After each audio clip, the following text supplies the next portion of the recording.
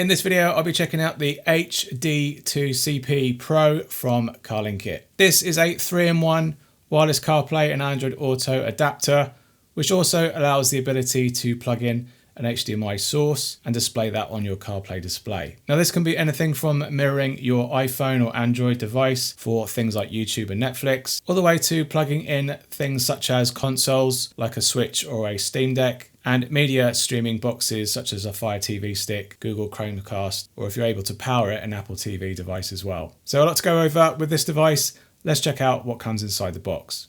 Okay, so here's what you get inside the box. There's no manual, you just get the adapter itself and two means to power the adapter. You've got USB-A to C and USB-C to C for more modern CarPlay ports in the car. Okay, so looking over the adapter then, it's a nice premium looking adapter. It has a metal exterior in its casing with a glass topping to help with cooling. No perforation holes for passive cooling, so hopefully it doesn't run too hot. On one side, you've got a USB-C port to power the adapter. On the far side, you've got a full-size HDMI port, which is really good. You don't have to worry about mini conversion. You can just connect a full-size cable into that port and then into your device of choice to mirror onto your car display. And around the edges here, we've got a full RGB LED for ambient lighting and status indication. On the side here, we also have a button which is used to reset the adapter to switch devices. And you can also hold it down to clear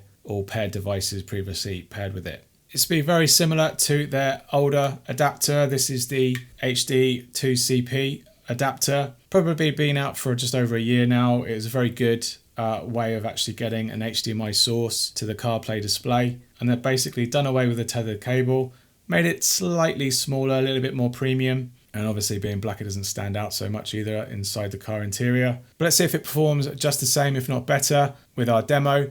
So I'll see you over there. Right, so in the Cooper Born, and we've got the HD2CP Pro here ready to get plugged in. We're going to first connect it and see how quickly it takes to get into the main menu. Okay, connecting. No. And that's us into the main menu. Nice and quick, nice and rich menu screen. We do always get this with CarlinKit, which is really nice. So nothing you can interact with here other than the button up here to go back to the car system screen. You've got CarPlay and Android Auto, and you've got the HDMI functionality. You can see here we're using the CarPlay protocol. So if you've got a CarPlay-only car and you want to use Android Auto with it, this will enable that ability as well as the HDMI function. So that's a really nice Pro Plus feature for you guys. So before we dive into HDMI and all the functionality of that, let's see how well this adapter performs for wireless CarPlay and Android Auto. So we'll jump into here. Here's the Bluetooth ID we need to connect it to. And now we're going to connect to our iPhone. You can see the AutoKit profile here. We've got to tap, pair, and that's us relatively quickly into CarPlay. So it looks nice and sharp, pretty good. You've got to think this is using a kind of like software layer because of that HDMI functionality. So there's no buttons to get you back to that screen. We'll go over that in a minute. But you can see it's not as quick as the adapters that we've looked at in the past that are more dedicated wireless adapters. This is doing extra functionality. So you can see that we're basically, it's performing okay. You're not going to be swiping screens as often as I do here, but let's just jump into maps. It's not that washed out. We can do a route guidance and see if we've got any route guidance. We do. We've got cluster support and heads-up display support. This works relatively well. It's a little bit behind, but that's kind of expected with this type of functionality of an adapter. Let's check out some audio.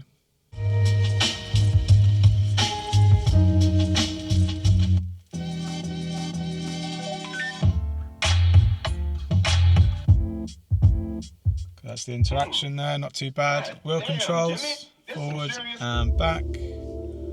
Seeking support, yeah, that works. Button, send an audio message to test. Hi, this is Anthony from CarPlayLife.com, and this is an audio test of the HD2CP Pro, and this is an audio test. Okay, that all sounds good. Uses the car microphone, no extra gain. Happy with that. Let's do a call test. 1, 2, 3, 4, 5, blah, blah, blah, blah, blah. Okay, not so bad. Call quality is good, and the delay is slightly longer than normal, but that's expected because of this extra functionality that we've got on this adapter. So all good for CarPlay. You've got navigation pass-through. You've also got GPS pass-through there. You can see we're pointing in the right direction. Audio's not too bad. Calling's not too bad. Just the general interactivity is slightly behind the wireless adapters, but otherwise CarPlay works and looks pretty good. Okay, whilst we're in CarPlay, let's do a full boot test. Connecting now. And that's us into CarPlay from boot. Right, let's check out Android Auto. So we're going to jump back into Android Auto and CarPlay section. So here's the Auto kit here. We're going to tap it. We're going to pair. Let's bring up Android Auto, and now we're in Android Auto. So as you can see, we're running the CarPlay protocol and we're running Android Auto on the CarPlay protocol. So as I said earlier, you can use this on CarPlay-only vehicles and you want to run your Android on it. This adapter will allow that. Android Auto looks relatively native though. I would say it's up there with some of the other ones that I tested in a recent video about Android Auto running on CarPlay-only cars. You can check it up here. And it looks good. Let's go into Maps. And it's going to be a little bit more responsive than CarPlay. Android Auto always is. So it looks good. The feed is slightly not sharp, but it's definitely usable. Let's do a direction. Yep, we've got instrument support and HUD, so that's good. So all very good generally. So let's do a audio test quickly.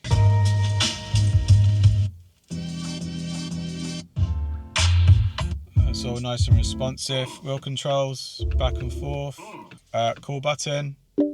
That should fire up Google Assistant. Yep, and it's listening to me fine. And let's do a call test. 1, 2, 3, 4, 5, blah, blah, blah, blah.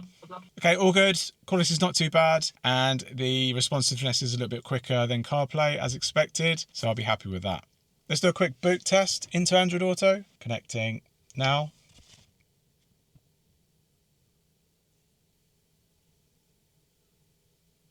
That's us relatively quickly into Android Auto. I'll be happy with that. Okay, let's return to the main menu screen then. Go to exit. That'll take us back to this screen. And let's look at HDMI. Right, so for HDMI, we go into this option here. And from here, the possibilities are endless, really. All you need is a device that does display out from HDMI, which pretty much everything does. But the issue is you'll have to power that device. So battery powered devices are going to perform a lot better than something you actually have to give a power connection. But something like a Switch that has battery, a Steam Deck that has a battery, and even your phones is the best way forward for connecting up to your display and have that content on your car screen. So the first thing we're going to try is an HDMI cable to USB-C to plug into our iPhone. So I'm going to connect the HDMI connector to the HD2CP Pro, and then I'm going to connect the USB-C end into our iPhone, like now.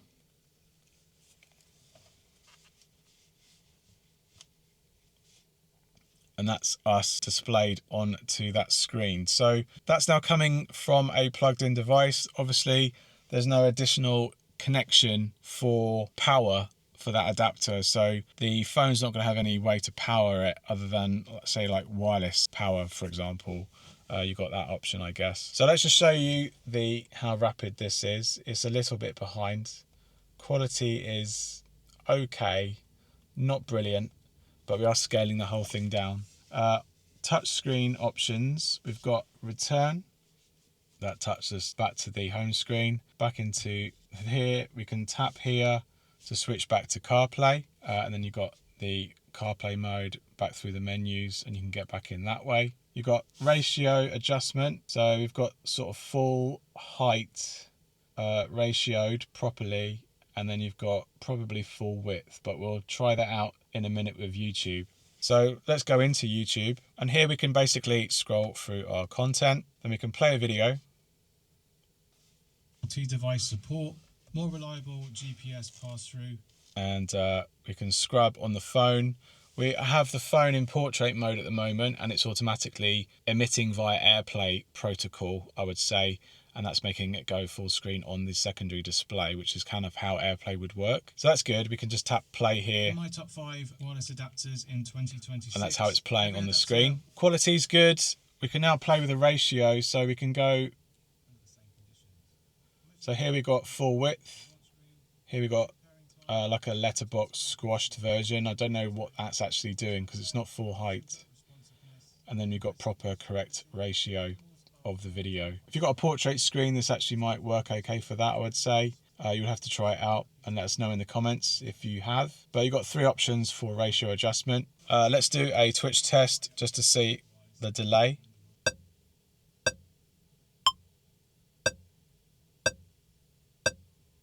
Okay, not too bad. I would say it's in the 100 region. I would say that's okay for just general casual watching.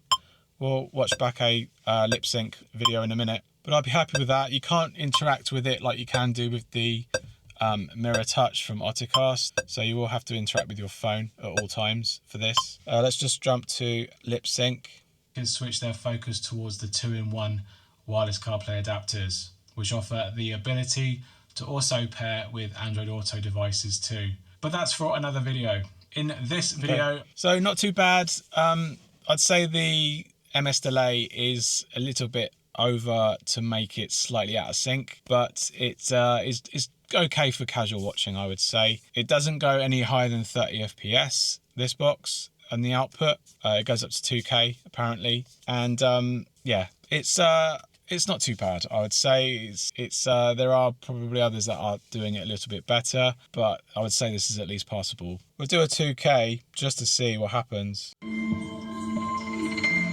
So there's just slight frame drops that I'm noticing. It's not so smooth. This is a 2K stream apparently, but I can't seem to select it when you play over AirPlay. It is limited, so it's only doing 1080p. But it looks okay. It's definitely watchable.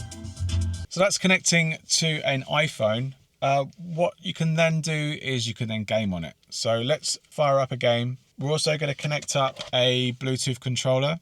So we're running this basically now on our iPhone. So we've got all that power, more than an AI box ever has, running off your phone. The issue is obviously battery. You can have this on a wireless charger. Just connect up your Bluetooth controller and then you can go into any game. Right, so here we are in Asphalt Extreme running on an iPhone 17 Pro. And I would say it's definitely playable. Obviously the frame rate won't be any more than 30 FPS. But if you just want a quick little knockabout on a game on a bigger screen than your phone, and you've got the car screen to run it, then I would say this is not a bad solution as any other HDMI sort of mirroring cable device. Cool. So yeah, not too bad. I didn't feel like I was lagging that much, and the input response from the controller to the screen, I didn't feel like I was hindered in any way. So I'd say that's a good, enjoyable experience using the controller, using your iPhone. Happy with that. So the same experience will be with plugging in an Android device. We can just try that out and close down our iPhone and just connect up our Android device like so. That now connects directly straight in there with our Android. Again, you can see the delay of that there. And the principle will be exactly the same. You can connect up an Xbox controller, fire up your favorite game, run it nice and relatively smooth on this car display, just using an HDMI cable and a controller. So as I said earlier, you can also connect up a Steam Deck or a Switch, anything that's got display over USB-C or power delivery. So we're going to connect up our Steam Deck. A few moments later. Okay, that didn't work properly. Yeah, unfortunately, this Steam Deck doesn't work. The connection I've had using the same cable on other devices, no problem. But for this one, I've restarted everything. You can hear everything. You can hear navigating the menus, but the display isn't working on the Steam Deck and nothing's showing up on the screen. So unfortunately, that's a failure on that one. So no Steam Deck. So that's the iPhone and trying out a Steam Deck, which unfortunately didn't work. Lastly, we can try a media device. So we've got the Fire Stick. This is a 4K Fire Stick. So we're going to connect the Fire Stick to a USB port to power the stick. And then we're going to connect that stick into the HDMI port, like now. Instantly we're into Fire TV because it was powered. Okay, that's us now fired up on the Fire TV stick. So you can now switch to a remote device that controls the Fire Stick. You can also play around with the ratio, but it seems to cut everything off here. So we're kind of forced to a kind of TV 16:9 format. We can try YouTube again. Here we can just navigate our content using the remote. Let's just jump into here. If you've got a wired only CarPlay vehicle and you use an Android device, there are very limited options in order to convert the sync's not that brilliant. Signal. Now I do believe you can go into the Android Auto settings and adjust that. So here we have AV sync tuning. And we can dial that down. So we're going to apply that. That's a bit better. I recommended a few in the past, and I've gathered 11 adapters that I'm going to try out and whittle them down to which one is best for you. Car systems, a little bit better. I think you could probably play around with that my specific car and system. It does have get that a little bit more in sync, but once you've done that, I think you could probably get that pretty much on point then. And it's not a bad system to have. Now, you're getting the Fire TV Stick experience with its applications. Once you've added the Fire TV Stick price on top of the price of this adapter, you're getting very close to an AI box at that point. And personally, I would probably go with an AI box. You probably get better wireless CarPlay and Android Auto experience, but the types of apps that you can actually get on that AI box over a Fire TV Stick is going to be a bit more better and a bit more wider and broader than this setup. And this setup, I'll just do a photograph of what it looks like, and that's the quality of the setup that you would have to run. Don't forget, this cable you have to be powered to power this device, and the same will have to happen with a Google Cast device as well. So I think it's just better off getting an AI box in that situation. This is best suited for like an iPhone connection and mirroring, I think, and not necessarily a media streaming connection. Right, so we've been running for just over 40 minutes now. We've got the top-down infrared camera here. You can see we're running about 33 degrees there on one side. We'll tip it over, 38 on the bottom without its cooling. So I'd say the temperature's not too bad, running there for just nearly almost an hour, and I'll be happy with that. It's performing quite well. It's also worth pointing out that 2 presses. We are connected, but is it going to do Android Auto or is it going to do CarPlay? Oh, Android Auto. So that's good. Let's now see if we can switch it back to CarPlay. We're going to double tap. And if it switches to CarPlay, then it's doing something intelligent. Oh, we're into CarPlay. So that's cool. I'll just tap that again and see if it switches to Android Auto. Android Auto is connecting. It's looking hopeful. And we're into Android Auto. So it is switching between 2 devices, so happy days. So the CarlinKit HD2CP Pro currently retails for $55 directly from their store, as well as on Amazon, and I'll link to all down below so you can learn more about this adapter, support the channel, and buy yourself one. As an HDMI adapter, I've probably seen them run a little bit better on some other competitive adapters in the past, and I think that's a little bit better performing than this one. It does CarPlay and Android Auto very well though. That's one advantage. Not as well as a wireless adapter it does, but you do have to factor in it has that extra functionality of the HDMI connection. We have tested an iPhone and Android connection, no problem. Slight delay, some ratio adjustments are a little bit off, and also you can flip to CarPlay as well, or Android Auto in between the two, so that's not too bad. As for a media streaming adapter though, if you were to plug in a Fire Stick or a Google Chromecast, I think the experience is going to be a little bit better once you've used an AI box that has sufficient power to get a much more better experience on your car system. You also got that side by side, you could do YouTube and navigation alongside it, so that's really good for those particular scenarios. You wouldn't be able to do it in this scenario on this particular box. So you do have lots more advantages running an AI box over a device like this, but it is an improvement over their non-pro version with the addition of with the wireless CarPlay and Android Auto functionality added onto that HDMI streaming,